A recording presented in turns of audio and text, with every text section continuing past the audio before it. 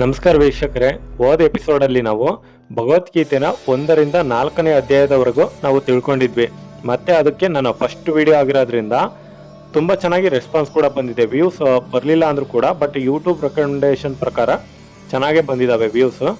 ಹಾಗೆ ತಿಳ್ಕೊಳ್ಳೋ ಆಸಕ್ತಿ ಕೂಡ ತುಂಬ ಜನಕ್ಕಿದೆ ಅಂತ ನನಗೆ ಗೊತ್ತಾಯಿತು. ಸೊ ಅದಕ್ಕೋಸ್ಕರ ನಾನು ಇನ್ನುಳಿದ ಭಾಗ ಆದಂತಹ ಭಗವದ್ಗೀತೆನ ನಾನು ಹೇಳ್ತಾ ಇದ್ದೀನಿ. 5ರಿಂದ 10ನೇ ಅಧ್ಯಾಯದವರೆಗೂ ನಾನು ತಿಳಿಸ್ಕೊಡ್ತೀನಿ. ನಿಧಾನಕ್ಕೆ ಕಲಿತಾ ಹೋಗೋಣ, ತಿಳ್ಕೊತಾ ಹೋಗೋಣ. ಸೊ ಯಾಕೆ ಅಂತಂದರೆ ಒಂದೇ ವಿಡಿಯೋದಲ್ಲಿ ಫುಲ್ ಎಲ್ಲ ಹೇಳ್ಬಿಟ್ರೆ ಅರ್ಥನೂ ಆಗೋದಿಲ್ಲ, ಮತ್ತೆ ತುಂಬಾ ಟೈಮ್ ಕೂಡ ಹಿಡಿಯುತ್ತೆ. ಅದಕ್ಕೋಸ್ಕರ ನಿಧಾನಕ್ಕೆ ತಿಳ್ಕೊತಾ ಹೋದರೆ ಚೆನ್ನಾಗಿ ಅರ್ಥ ಆಗುತ್ತೆ. ನಿಮಗೂ ಕೂಡ ಆ ಎಲ್ಲ ಡೌಟ್ಸ್ಗಳು ಕ್ಲಿಯರ್ ಆಗ್ತವೆ ಅನ್ನೋ ಕಾರಣಕ್ಕೆ.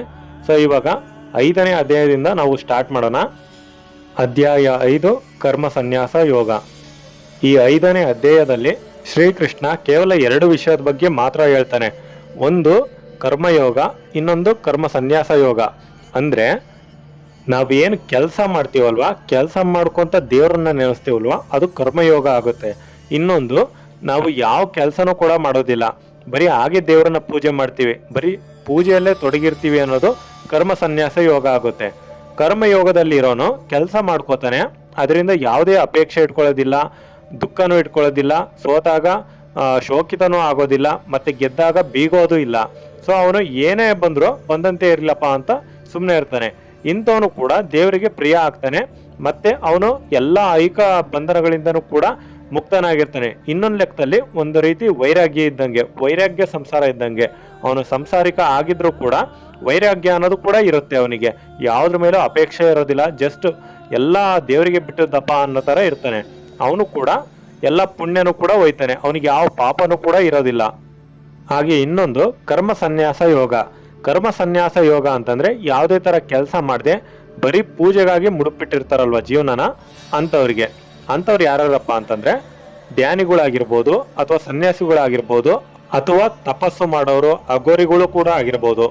ಇವರು ಮೂವರನ್ನು ಕೂಡ ಮೀರಿದ ಇನ್ನೊಬ್ರು ಯೋಗಿಗಳು ಕೂಡ ಆಗಿರ್ಬೋದು. ಯಾಕಂದ್ರೆ ಅವರು ಯಾವುದೇ ತರಹದ ಐಕ ಸಂಬಂಧ ಇಟ್ಕೊಂಡಿರೋದಿಲ್ಲ, ಸಂಸಾರ ಬಂಧನದಲ್ಲಿ ಸಿಕ್ಕೊಂಡಿರೋದಿಲ್ಲ. ಸೊ ಅಂಥವರು ಕೂಡ ದೇವರಿಗೆ ಪ್ರಿಯ ಆಗ್ತಾರೆ. ಯಾಕಂದ್ರೆ ಅವರು ಪೂರ್ತಿ ಜೀವನನ ದೇವರಿಗೋಸ್ಕರನೇ ಮುಡಿಪಾಗಿಟ್ಟಿರ್ತಾರೆ, ಮತ್ತೆ ಯಾವುದ್ರ ಮೇಲೂ ಆಸೆ ಇರೋದಿಲ್ಲ. ಪೂರ್ತಿ ಅವ್ರು ಸಾಯೋವರೆಗೂ ಕೂಡ ಯೋಗಿಗಳಾಗೇ ಇರ್ತಾರೆ. ಮತ್ತೆ ಇನ್ನುಳಿದ ಧ್ಯಾನಿಗಳು ಮತ್ತೆ ತಪಸ್ವಿಗಳ ಬಗ್ಗೆ ಮುಂದೆ ಹೇಳ್ತೀನಿ. ಹಾಗೆ ಇದು ಅಧ್ಯಾಯದಲ್ಲಿ ಇಲ್ಲ, ಆದ್ರೆ ಇದ್ರ ಬಗ್ಗೆ ಒಂದು ಸ್ವಲ್ಪ ತಿಳ್ಕೊಳ್ಳಿ. ಈ ಗೀತೋಪದೇಶ ನಮಗೆ ಸಿಕ್ಕಿ 5000 ವರ್ಷ ಆಗಿದೆ. ಯಾಕಂದ್ರೆ ಮಹಾಭಾರತ ನಡೆದಾಗ ಯುದ್ಧದಲ್ಲಿ ಹೇಳ್ತಾನೆ, ಈಗ ಯುದ್ಧ ಆಗಿ 5000 ವರ್ಷ ಆಗಿದೆ, ಈಗ ಕಲಿಯುಗ ನಡೀತಾ ಇದೆ. ಈಗ ಇದನ್ನೇ ಪ್ರಪಂಚದ ಸೃಷ್ಟಿಯ ಟೈಮಲ್ಲಿ ಹೇಳಿರ್ತಾನೆ ಸೂರ್ಯನಿಗೆ, ಅಂದ್ರೆ 20 ಲಕ್ಷ ವರ್ಷಗಳ ಹಿಂದೆ ಹೇಳಿರ್ತಾನೆ ಇದನ್ನ. ಅದಕ್ಕೆ ನಾವು ಈ ಭಗವದ್ಗೀತೆನ ಪವಿತ್ರ ಗ್ರಂಥ ಅಂತ ಹೇಳ್ತೀವಿ. ಯಾಕಂದ್ರೆ ಹುಟ್ಟಿದ ಮೊದಲನೇ ಗ್ರಂಥನೂ ಆಗಿರ್ಬೋದು. ಇಲ್ಲಿಗೆ 29 ಶ್ಲೋಕದಿಂದ ಅಧ್ಯಾಯ ಮುಕ್ತಾಯ ಆಗುತ್ತೆ. ಅಧ್ಯಾಯ 6 ಧ್ಯಾನ ಯೋಗ. ನಾವು ಧ್ಯಾನ ಮಾಡೋದೇ ಮನಃಶಾಂತಿಯನ್ನ ಪಡ್ಕೊಳ್ಳೋಕ್ಕೆ. ಹಾಗೆ ಶಾಂತ ಮನಸ್ಸನ್ನು ಯಾರು ಪಡ್ಕೊಂಡಿರ್ತಾನೋ, ಅಥವಾ ತನ್ನ ಮನಸ್ಸನ್ನೇ ತಾನು ಯಾರು ಗೆದ್ದಿರ್ತಾನೋ, ತನ್ನ ಬಗ್ಗೆನೇ ತಾನು ಅಸಹ್ಯ ಪಟ್ಕೊಳ್ದೆ, ಬೇರೆಯವ್ರಿಗೂ ಕೂಡ ಅಸಹ್ಯ ಪಟ್ಕೊಳ್ದೆ ಯಾರು ನಿಜವಾಗ್ಲೂ ಮನಸ್ಸನ್ನ ಗೆದ್ದಿರ್ತಾನೋ ಅಂಥವನು ದೇವ್ರನ್ನ ಮುಟ್ತಂಗೆ. ಯಾಕಂದ್ರೆ ಅವನು ಆಲ್ರೆಡಿ ಶಾಂತಿಯನ್ನ ಪಡ್ಕೊಂಡಿರ್ತಾನೆ. ಹಾಗೆ ಆ ಶಾಂತಿ ಪಡ್ಕೊಂಡಂತ ವ್ಯಕ್ತಿಗೆ ಯಾವುದೇ ಸುಖ ದುಃಖ ಇರೋದಿಲ್ಲ, ಮಾನಪಮಾನಗಳು ಕೂಡ ಎಲ್ಲ ಒಂದೇ ಆಗಿರ್ತವೆ. ನಮ್ಮ ಮನಸ್ಸೇ ನಮಗೆ ಶತ್ರುನೂ ಹೌದು, ಮಿತ್ರನೂ ಹೌದು. ನಮ್ಮ ಶತ್ರು ಯಾವಾಗ ಆಗುತ್ತೆ ಅಂತಂದ್ರೆ ನಾವು ಐಕ ಲೋಕಗಳಿಗೆ ಬದ್ಧವಾಗಿರ್ತೀವಲ್ವಾ, ಅಂದ್ರೆ ಯಾವ್ದಾರ ನೋಡಿದಾಗ ಆಸೆ ಪಡ್ತೀವಲ್ವಾ, ಆವಾಗ ಅದು ನಮಗೆ ಶತ್ರು ಆಗೇ ಇರುತ್ತೆ. ಯಾವಾಗ ಅದು ಮಿತ್ರ ಆಗುತ್ತೆ ಅಂತಂದ್ರೆ ಯಾವಾಗ ನಾವು ಐಕ ಬಂಧನದಿಂದ ಹೊರಗೆ ಬರ್ತೀವೋ ಧ್ಯಾನದ ಮುಖಾಂತರ ಅಥವಾ ಯೋಗದ ಮುಖಾಂತರ, ಆಗ ನಮ್ಮ ಮನಸ್ಸು ನಮಗೆ ಮಿತ್ರ ಆಗುತ್ತೆ. ಆಗ ನಾವು ಮನಸ್ಸನ್ನ ಗೆದ್ದಿರೋ ಹಾಗೆ ಲೆಕ್ಕ ಅದು. ಹಾಗೆ ಇಂಥ ಮನುಷ್ಯನ ವ್ಯಕ್ತಿತ್ವ ಹೇಗಿರುತ್ತೆ ಅಂತಂದ್ರೆ, ಅವನು ಮಣ್ಣಲ್ಲಾಗ್ಲಿ, ಕಲ್ಲಲ್ಲಾಗ್ಲಿ, ಅಥವಾ ಚಿನ್ನ ಆಗ್ಲಿ ಎಲ್ಲನೂ ಕೂಡ ಒಂದೇ ರೀತಿಯಲ್ಲೇ ಕಾಣ್ತಾನೆ. ಮತ್ತೆ ಅವನಿಗೆ ಪ್ರಾಮಾಣಿಕ ಹಿತೈಷಿಗಳು, ಪ್ರೀತಿಯ ಮಿತ್ರರು, ಉದಾಸೀನದಿಂದ ಇರೋರು, ಮಧ್ಯವರ್ತಿಗಳು, ಅಸೂಯೆ ಪಡೋರು, ಬಂಧುಗಳು, ಶತ್ರುಗಳು, ಮಿತ್ರರು, ಪುಣ್ಯವಂತರು, ಪಾಪಿಗಳು ಎಲ್ಲರನ್ನು ಕೂಡ ಒಂದೇ ರೀತಿಯಾಗಿ ಕಾಣ್ತಾನೆ. ಯಾವುದರ ಭಯ ಕೂಡ ಇರೋದಿಲ್ಲ, ಹಾಗೆ ಯಾವುದ್ರ ಮೇಲೂ ಆಸೆನೂ ಕೂಡ ಇರೋದಿಲ್ಲ. ಹಾಗೆ ಇದರಲ್ಲಿ ಯೋಗಾಭ್ಯಾಸ ಮಾಡೋದು ಯಾವ ರೀತಿ ಅಂತಾನೂ ಕೂಡ ಹೇಳಿದಾನೆ. ಒಂದು ಏಕಾಂತ ಸ್ಥಳಕ್ಕೆ ಹೋಗಿ ಅಲ್ಲಿ ನೆಲದ ಮೇಲೆ ಒಂದು ದರ್ಬೆನ ಇಟ್ಟು ಜಿಂಕೆ ಚರ್ಮ ಅಥವಾ ಯಾವ್ದಾರ ಒಂದು ಬಟ್ಟೆಯಿಂದ ಮುಚ್ಚಬೇಕು. ಪೀಠ ಬಹಳ ಎತ್ತರನೂ ಇರಬಾರ್ದು, ಬಹಳ ಕೆಳಗೂ ಇರಬಾರ್ದು. ಆ ರೀತಿಯಾದ ಪವಿತ್ರ ಸ್ಥಳದಲ್ಲಿ ಇಟ್ಕೊಂಡು ಇದನ್ನ ಮಾಡ್ಬೇಕಾಗುತ್ತೆ.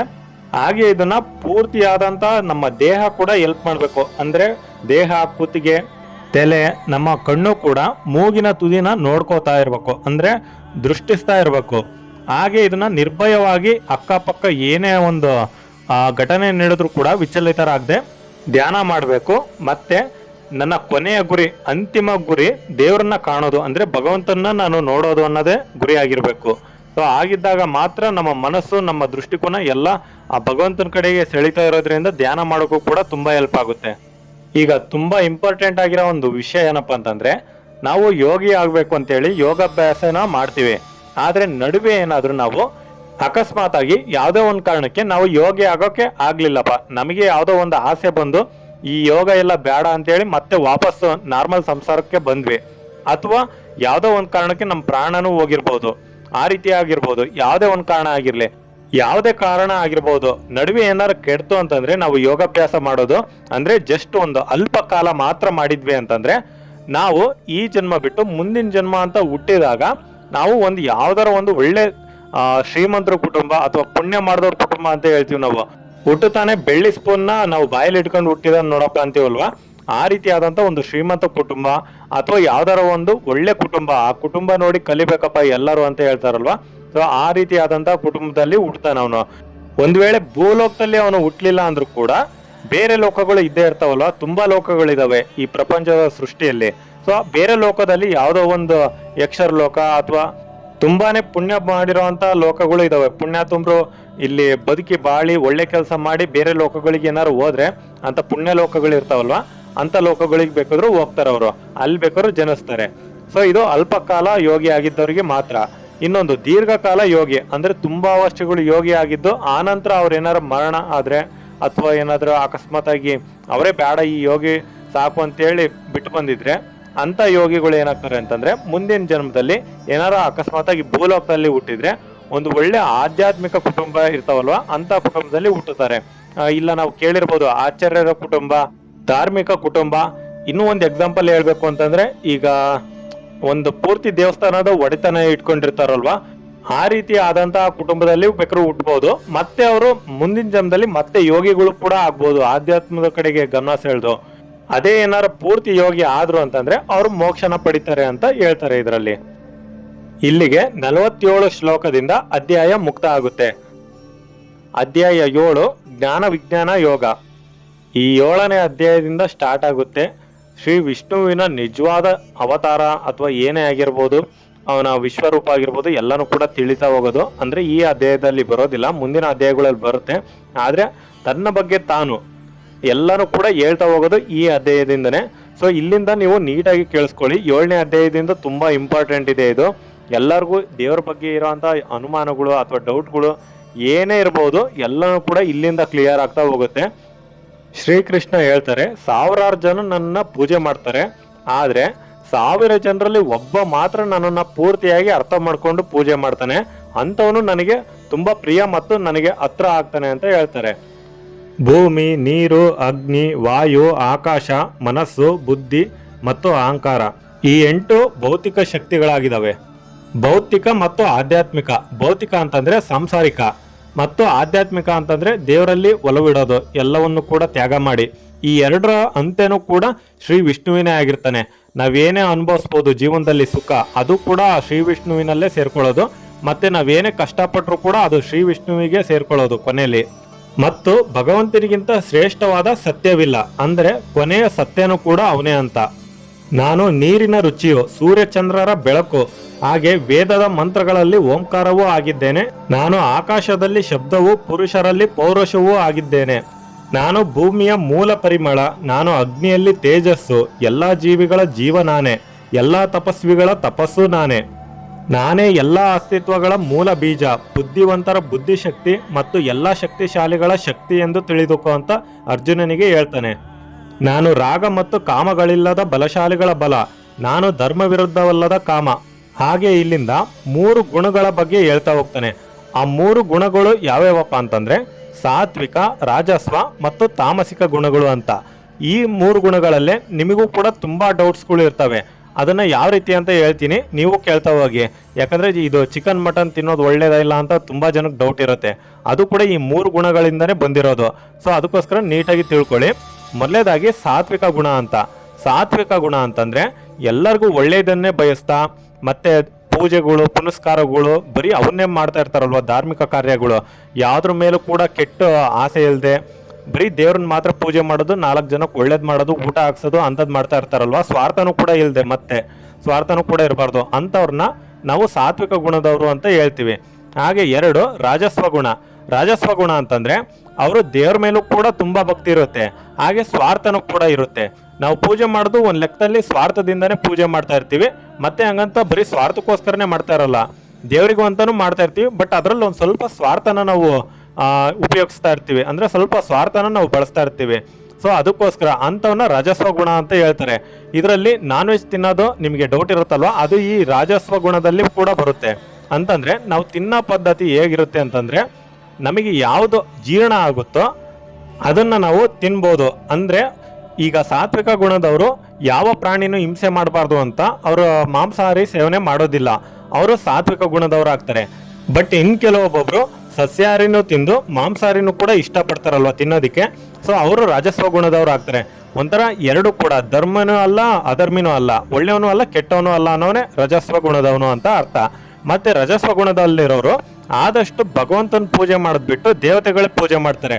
ಅಂದರೆ ಈಗ ನಾವು ಕೇಳಿದ್ದೀವಿ, ಈಗ ಮನೆಗೆ ಒಳ್ಳೇದಾಗಲಿ ಅಥವಾ ನಮಗೆ ಏಳಿಗೆ ಆಗಲಿ, ಬಿಸ್ನೆಸ್ ಅಥವಾ ಯಾವುದೇ ಆಗಿರಲಿ, ಮತ್ತು ನಮಗೆ ಲಾಭ ತಂದುಕೊಡ್ಲಿ ಅಂತ ನಾವು ದೇವತೆಗಳ ಹೋಮ ಹವನ ಮಾಡಿಸ್ತೀವಿ, ಅಥವಾ ಇನ್ಯಾವುದಾರ ದೇವರಿಗೆ ಹರಕೆ ಕೊಟ್ಕೊಂಡು ಅದನ್ನು ತೀರಿಸ್ತೀವಿ.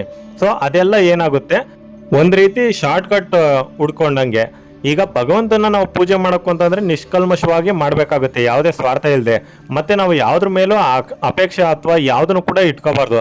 ಆದರೆ ನಾವು ದೇವ್ರುಗಳ್ನ ಪೂಜೆ ಮಾಡಿದಾಗ ಮಾತ್ರ ನಾವು ಅಪೇಕ್ಷೆ ಮತ್ತು ಸ್ವಾರ್ಥನ ಇಟ್ಕೊಂಡೆ ನಾವು ಪೂಜೆ ಮಾಡ್ತೀವಿ, ಮತ್ತು ಅವರು ಅದಕ್ಕೆ ಒಲಿತಾರೆ ಕೂಡ. ಹಾಗೆ ಇನ್ನೊಂದು ಅರ್ಥದಲ್ಲಿ ಅವ್ರು ಏನೇನು ದೇವರುಗಳು ಇರ್ತಾರೋ ಅವರೆಲ್ಲರೂ ಕೂಡ ಭಗವಂತನ ಸ್ವರೂಪನೇ. ನಿಮಗೇನು ವರ ಕೊಡ್ತಾರಲ್ವ, ದೇವತೆಗಳಾಗಿರ್ಬೋದು ದೇವರೇ ಆಗಿರ್ಬೋದು, ಅವೆಲ್ಲ ವರ ಕೊಡೋದು ಕೂಡ ಸ್ವಯಂ ಭಗವಂತನೇ. ಆದರೆ ಅವನಿರೋದು ಒಂದು ರೂಪದಲ್ಲಿ, ದೇವತೆಗಳ ರೂಪದಲ್ಲಿ ಇರ್ತಾನೆ ಅಷ್ಟೇ. ಆದರೆ ಅದಕ್ಕೆ ಶಾರ್ಟ್ಕಟ್ ರೀತಿಯಲ್ಲಿ ದೇವತೆಗಳಿಂದ ನೀವು ಬೇಗ ಅತಿ ಶೀಘ್ರವಾಗಿ ಪೂಜೆನ ಫಲಕಾರಿ ಮಾಡ್ಕೋಬೋದು ಅಂತ. ಆದರೆ ವರ ಕೊಡೋನು ಮಾತ್ರ ಭಗವಂತನೇ. ಈಗ ನಾವು ಡೈರೆಕ್ಟಾಗಿ ಭಗವಂತನ್ನೇ ಪೂಜೆ ಮಾಡಿ ಅದು ವರ ಎಲ್ಲ ಪಡ್ಕೋಬೋದು ಅಂತ ನೀವು ಅನ್ಕೋಬೋದು. ಆಗಲೇ ನಾನು ಸ್ಟಾರ್ಟಿಂಗ್ ಹೇಳಿದ್ದು ಮರಿಬೇಡಿ. ಯಾಕೆ ಅಂತಂದರೆ ಭಗವಂತನ ನೀವು ಪೂಜೆ ಮಾಡಬೇಕು ಅಂದರೆ ಯಾವ ಅಪೇಕ್ಷೆನೂ ಇಟ್ಕೊಳ್ಳೋಂಗಿಲ್ಲ, ಜಸ್ಟ್ ಅವ್ನ ಬಳಿ ಸೇರೋದು ಅಷ್ಟೇ ನಿಮ್ಮ ಗುರಿ ಆಗಿರಬೇಕು. ಯಾವುದೇ ಥರ ಮತ್ತೆ ಸ್ವಾರ್ಥ ನಾವು ಬೆಳಿಬೇಕು, ಚೆನ್ನಾಗಿ ದುಡ್ಡು ಮಾಡಬೇಕು ಆ ರೀತಿಯಾದಂಥ ಯಾವುದೇ ಆಸೆ ಇರಬಾರ್ದು. ಸೊ ಅದಕ್ಕೋಸ್ಕರ ಈ ಥರ ಆಸೆ ಇದ್ದವರು ದೇವತೆಗಳನ್ನ ಪೂಜೆ ಮಾಡಬೇಕಾಗುತ್ತೆ. ಇನ್ನೊಂದು ಅರ್ಥದಲ್ಲಿ ನಾವು ದೇವತೆಗಳನ್ನ ಪೂಜೆ ಮಾಡೋದ್ರಿಂದ ನಾವು ದೇವಲೋಕಕ್ಕೆ ಹೋಗ್ತೀವಿ. ದೇವತೆಗಳ ಲೋಕ ಸ್ವರ್ಗಲೋಕ ಅಥವಾ ಯಾವ್ದಾರ ಒಂದು ಲೋಕಕ್ಕೆ ಹೋಗ್ತೀವಿ. ಆದರೆ ನಾವು ಭಗವಂತನ ಪೂಜೆ ಮಾಡಿದರೆ ಮಾತ್ರ ಭಗವಂತನ ಬಳಿ ಸೇರ್ತೀವಿ. ಆದರೆ ನಮ್ಗೆ ಯಾರಿಗೂ ಇವಾಗ ಈಗಿನ ಕಾಲದಲ್ಲಿ ಜನರಂದ್ರು ಸ್ವಾರ್ಥ ಇಲ್ಲದೆ ಇರೋ ಮನುಷ್ಯ ಒಬ್ಬನೂ ಕೂಡ ಇಲ್ಲ. ಸೊ ಹಂಗಾಗಿ ಅಟ್ಲೀಸ್ಟ್ ನಾವು ದೇವತೆಗಳನ್ನ ಪೂಜೆ ಮಾಡಿಬಿಟ್ಟಾರ ಒಂದು ದೇವತೆಗಳ ಲೋಕಕ್ಕೆ ಹೋಗ್ಬೋದು. ಮತ್ತೆ ಇನ್ನೊಂದೇನಪ್ಪ ಅಂತಂದ್ರೆ ಭಗವಂತನ ಲೋಕಕ್ಕೆ ಏನ್ ಸೇರ್ತೀವಲ್ವ, ಅವ್ನ ಬಳಿ ಹೋಗ್ತೀವಲ್ವಾ, ಅದು ಪರ್ಮನೆಂಟ್, ಒಂದ್ ರೀತಿ ಮೋಕ್ಷ ಪಡ್ದಂಗೆ. ಆದ್ರೆ ದೇವತೆಗಳ ಲೋಕಕ್ಕೆ ಹೋಗೋದು ಮತ್ತೆ ಅದು ಟೆಂಪ್ರವರಿ, ಮತ್ತೆ ಹುಡ್ತೀವಿ, ಮನುಷ್ಯನ ಜನ್ಮ ತಾಳ್ತೀವಿ, ಮತ್ತೆ ಪಾಪ ಪುಣ್ಯ ಕರ್ಮ ಎಲ್ಲಾನು ಕೂಡ ಅನುಭವಿಸ್ತೀವಿ ನಾವು. ಅವೆಲ್ಲ ಮತ್ತೆ ದೇವತೆಗಳ ಲೋಕಕ್ಕೆ ಸೇರ್ತೀವಿ. ಸೊ ಇದು ರಜಸ್ವ ಗುಣದ ಪೂರ್ತಿ ವಿವರಣೆ. ಈಗ ಇನ್ನೊಂದು ತಾಮಸಿಕ ಗುಣ. ಈ ತಾಮಸಿಕ ಗುಣ ನಾನು ಹೇಳ್ತಾ ಇದ್ದೀನಲ್ವ, ಯಾರ ಮನಸ್ಸಲ್ಲೂ ಕೂಡ ಇದು ಬರಬಾರ್ದು. ಬೇಕಾದ್ರೆ ನೀವು ಒಂದ್ ವೇಳೆ ರಾಜಸ್ವ ಗುಣದವರು ಆಗ್ರಿ, ಆದ್ರೆ ತಾಮಸಿಕ ಗುಣದವ್ರು ಮಾತ್ರ ಯಾವತ್ತೂ ಆಗ್ಬೇಡಿ. ಯಾಕೆ ಅಂತಂದ್ರೆ ತಾಮಸ ಗುಣ ಅಂತಂದ್ರೇನೆ ಒಂದು ರೀತಿ ಪಾಪ ಇದ್ದಂಗೆ. ಬರೀ ಅಧರ್ಮ ಪಾಪ ಕೆಡುಕು ಮಾಡೋದು ಅಥವಾ ಇನ್ನೊಬ್ಬರನ್ನ ನೋಡಿ ಹೊಟ್ಟೆ ಕಿಚ್ಚು ಪಡ್ಕೊಳ್ಳೋದು, ಅದಕ್ಕೂ ಮೀರಿ ಈ ಮಾಟ ಮಂತ್ರ ಅಂತ ಏನ್ ಇರ್ತಾವಲ್ವಾ, ಅದೇ ಮೇನ್ ಇದ್ರಲ್ಲಿ. ಈ ಮಾಟ ಮಂತ್ರ ಮಾಡೋದು, ಇನ್ನೊಬ್ಬರ ಮೇಲೆ ಯಾವ್ದಾದ್ರು ಒಂದು ಕೆಟ್ಟ ದೃಷ್ಟಿ ಬಿಡೋದು, ಈ ರೀತಿ ಎಲ್ಲ ಮಾಡ್ತಾರಲ್ವಾ, ಇದೇ ತಾಮಸಿಕ ಗುಣ. ಇದನ್ನ ಮಾಡ್ದವ್ರು ಏನಿರ್ತಾರಲ್ವಾ, ನಿಜವಾಗ್ಲೂ ಅವರು ಫಸ್ಟ್ ನರಕಕ್ಕೆ ಹೋಗ್ತಾರೆ. ಅದ್ರಲ್ಲೂ ಒಂದ್ ಸ್ವಲ್ಪ ಏನಾರ ಒಳ್ಳೆ ಕೆಲಸಗಳನ್ನ ಮಾಡಿದ್ರೆ, ಇಲ್ಲ ಅದನ್ನು ಮಾಡಿಲ್ಲ ಬರೀ ಇದನ್ನೇ ಮಾಡ್ತಾ ಇದ್ದೀರಾ ಕೆಟ್ಟದನ್ನೇ ಅಂತಂದ್ರೆ ಅವರು ನರಕಕ್ಕೂ ಕೂಡ ಹೋಗಲ್ಲ. ಇದೇ ಲೋಕದಲ್ಲೇ ಒಂದು ರೀತಿ ಆತ್ಮ ಅಂತರ ಪಿಚಾಚೆ ಹಾಕಿ ಅಲಿತಾ ಇರ್ತೀರಾ. ನಿಮಗೆ ಯಾವುದೇ ತರ ಮೋಕ್ಷ ಅನ್ನೋದು ಇರೋದಿಲ್ಲ, ಮತ್ತೆ ಮುಂದಿನ ಜನ್ಮ ಅನ್ನೋದು ಇರೋದಿಲ್ಲ. ಈ ಪೂರ್ತಿ ಒಂದು ಮನ್ವಂತರ ಅಂದ್ರೆ, ಈಗ ಮನ್ವಂತರ ಅಂದ್ರೆ ನಿಮಗೆ ಗೊತ್ತಿದೆ 4 ಯುಗಗಳು. ಈಗ ಕಲಿಯುಗ ಪೂರ್ತಿ ಮುಗಿಯೋವರೆಗೂ ಕೂಡ ನೀವು ಒಂದು ಅಂತರ್ ಪಿಚಾಚಿಯಾಗೇ ಇರ್ತೀರಿ ನೀವು. ಇದು ತಾಮಸಿಕ ಗುಣಗಳ ಬಗ್ಗೆ ಹೇಳಿರೋದು. ಹಾಗಾಗಿ ಆದಷ್ಟು ತಾಮಸಿಕ ಗುಣಗಳಿಂದ ನೀವು ದೂರನೇ ಇರಿ. ಹಾಗೆ ಭಗವಂತನಿಗೆ ಹಿಂದೆ ನಡೆದಿರೋದು, ಈಗ ನಡೀತಾ ಇರೋದು, ಮುಂದೆ ನಡೆಯೋದು ಮೂರೂ ಕೂಡ ಗೊತ್ತಿರುತ್ತೆ.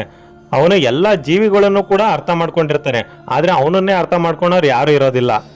ಈಗ 7ನೇ ಅಧ್ಯಾಯದ ಬಗ್ಗೆ ಪೂರ್ತಿಯಾಗಿ ಡೌಟ್ ಎಲ್ಲ ಹೋಗಿದೆ ಅಂತ ಅನ್ಕೋತಾ ಇದ್ದೀನಿ. ಇಲ್ಲಿಗೆ 7ನೇ ಅಧ್ಯಾಯ 30 ಶ್ಲೋಕದಿಂದ ಮುಗಿಯುತ್ತೆ. ಇಲ್ಲಿ 7ನೇ ಅಧ್ಯಾಯಕ್ಕೆ ನಾನು ಲಾಸ್ಟ್ ಮಾಡ್ತಾ ಇದ್ದೀನಿ ವಿಡಿಯೋನ, ಯಾಕಂದರೆ ಫುಲ್ ಲೆಂತಿ ಆಗಿದೆ. ನೀವು ಕೇಳ್ತಾ ಇದ್ರೆ ಮತ್ತೆ ಟೈಮ್ ಹೋಗೋದು ಗೊತ್ತಾಗಲ್ಲ, ಹಾಗೆ ಇದು ಟೈಮ್ ಕೂಡ ಕೆಲವೊಬ್ಬರಿಗೆ ಬೋರ್ ಹೊಡೆದು ಬಿಡುತ್ತೆ. ಸೊ ಅದಕ್ಕೋಸ್ಕರ ನಾನು ಅರ್ಥ ಮಾಡ್ಕೊಂಡು ಇದನ್ನ ಇಲ್ಲಿಗೆ ಲಾಸ್ಟ್ ಮಾಡ್ತಾ ಇದ್ದೀನಿ. ಮುಂದಿನ ಅಧ್ಯಾಯಗಳನ್ನ ಇನ್ನೊಂದು ವಿಡಿಯೋದಲ್ಲಿ ನಾನು ಬಿಡ್ತೀನಿ. ಸೊ ಅದನ್ನು ಕಾಯ್ತಾ ಇರಿ ನೀವು ಕೂಡ. ಮತ್ತೆ ನನ್ನ ಚಾನಲ್ಗೆ ಸಬ್ಸ್ಕ್ರೈಬ್ ಕೂಡ ಆಗಿ. ಇದೇ ರೀತಿಯಾಗಿ ಈಗ ಫಸ್ಟ್ ನಾನು ಭಗವದ್ಗೀತೆಯಿಂದ ಸ್ಟಾರ್ಟ್ ಮಾಡಿದ್ದೀನಿ. ಹಾಗೆ ಇನ್ನೂ ತುಂಬ ವಿಚಾರಗಳು ಇದ್ದಾವೆ, ಆಧ್ಯಾತ್ಮಿಕವಾಗಿ ಅಥವಾ ಯಾವುದಾರ ಒಂದು ಒಳ್ಳೊಳ್ಳೆ ಸ್ಟೋರೀಸು ಅವನ್ನೆಲ್ಲನೂ ಕೂಡ ಹೇಳ್ತಾ ಹೋಗ್ತೀನಿ. ಹಾಗೆ ಈ ಅಧ್ಯಾಯ ಮತ್ತು ಶ್ಲೋಕಗಳಿಂದ ನೀವು ಏನೇನು ಕಲ್ತ್ರಿ ಮತ್ತು ಏನೇನು ತಿಳ್ಕೊಂಡ್ರಿ ಅಂತ ಕಮೆಂಟ್ನಲ್ಲಿ ಹಾಕಿ. ಮತ್ತು ನಾನು ಹೇಳೋದ್ರಲ್ಲಿ ಏನಾರು ಚೇಂಜಸ್ ಮಾಡ್ಕೋಬೇಕಾ ಅನ್ನೋದನ್ನು ಕೂಡ ನೀವು ಕಮೆಂಟ್ನಲ್ಲಿ ತಿಳಿಸ್ಬೋದು. ಸೊ ಎಲ್ಲರಿಗೂ ಕೂಡ ನೋಡಿದವರಿಗೆ ಧನ್ಯವಾದಗಳು. Thanks for watching.